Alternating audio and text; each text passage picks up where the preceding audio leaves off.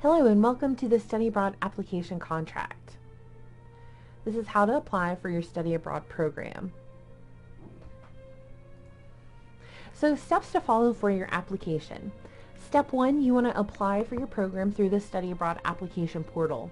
And you would go to your Study Abroad webpage. That's where the link can be found to apply. And then you would go and complete the application in the portal. Now the document will go to your program director for approval, and the program director is the faculty member leading the program and teaching the program abroad. The program director's contact information is listed on the bottom of the program's webpage, as you can see here, where it says Program Director Contact Info, and this would be Dr. Paul Melvin for Costa Rica. And if you have not met or spoken with the program director, they may require to meet with you before providing approval for the application. So even though you've submitted it and it's waiting for approval, if you have not been vetted or pre-approved by the program director, they don't know you, they may want to sit and talk with you, talk to you about the program. And we highly recommend that, so students have that opportunity to meet with the program director, see if it's something that you're really interested in, what are the processes involved, etc. So once the application has been approved by the program director after they've met with you, you'll receive a notification. You want to print a hard copy of the approved completed application to take to the Bursar office to make your first payment. And when you receive that notification email telling you that it's completed, it'll explain how to what to do and what documents you take.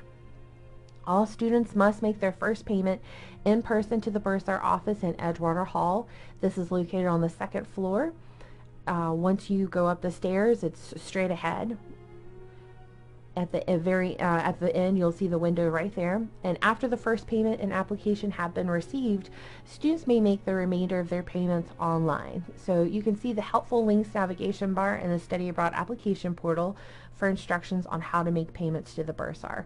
And we'll go over that in just a few moments. So important tips for the Study Abroad application portal. The application website is not really mobile friendly. It may appear to be so on your phone, but because it's so text heavy, I definitely recommend using a tablet, your desktop computer, etc. Maybe on your mobile phone it may be a little too wonky, just because there's so many different fields that you have to select.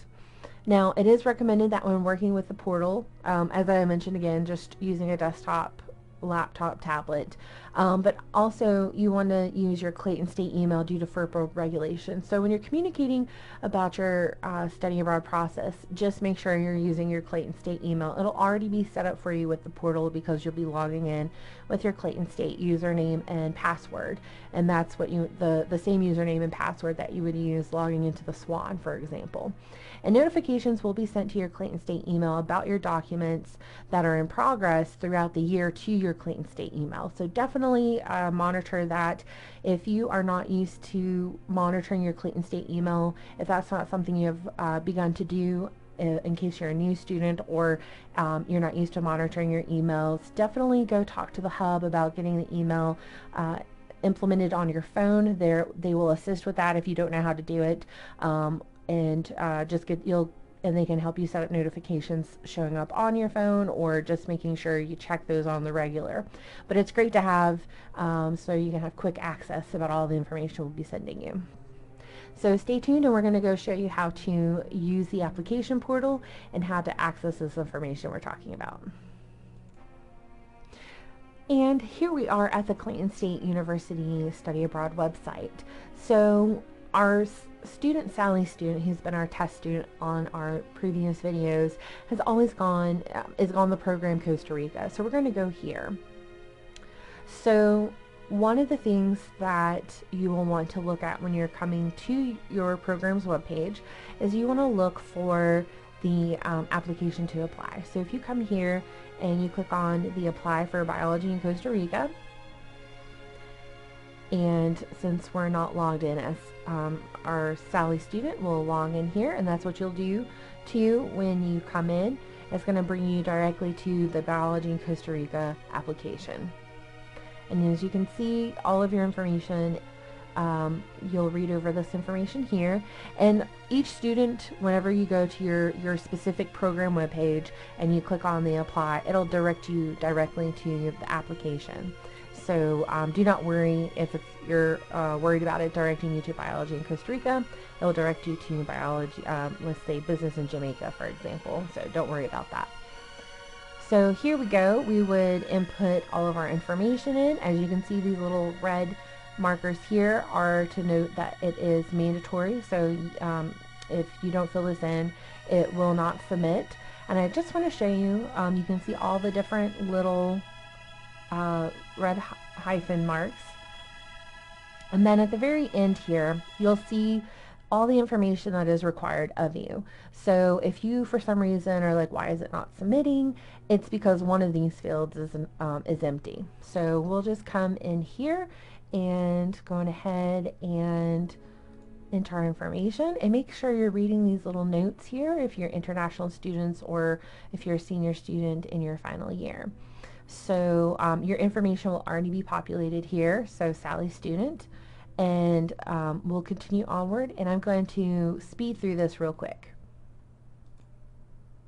Okay, and here we are at the very end. I sped through the application process, inputting my information, and as you can see, I have not checked off on this last one. I just wanted to show you that I completed all the required fields except this last remainder one. And once that's done, you'll see that it's ready to be submitted. So we would submit the application, and it will create a ticket. And if you want to view that information, like say for example, you can click here as well. So we'll open up in a new page, but I did want to show you, if you're looking to check on your approval process, you can come to my study abroad profile here, and you can see this application. Sally's been applying and inputting different things everywhere. So if you come here, you will see Sally's information, and then you can look and see down here whether or not you've received any approvals. She's received a couple of approvals. You click on those, and that will show you whether or not you've received any sort of approvals on that documentation. So if you're waiting for an approval and you're trying to check on that, you can come and look to see if there's anything listed there. And you can also come here and see that there's information was submitted on your behalf when you open up that ticket. Hello, and welcome to How to Take Your Study Abroad application to the Bursar for your first payment with the Clayton State Study Abroad office. These instructions are for students who have already completed the application process and are now ready to move on to retrieving their application, their approved application, and making their first payment to the Bursar office. So the confirmation of approval email. Once your program director has reviewed your study abroad application for approval, you'll receive a confirmation email from the Clayton State University Service Portal. At the top of the email, you will see approved in the subject line. A hyperlink will be provided to click on in the email to take you to the approved application. Instructions are also included in the email. Click on the link and sign into the Study Abroad application portal just as you've done in your previous steps with the Study Abroad application portal.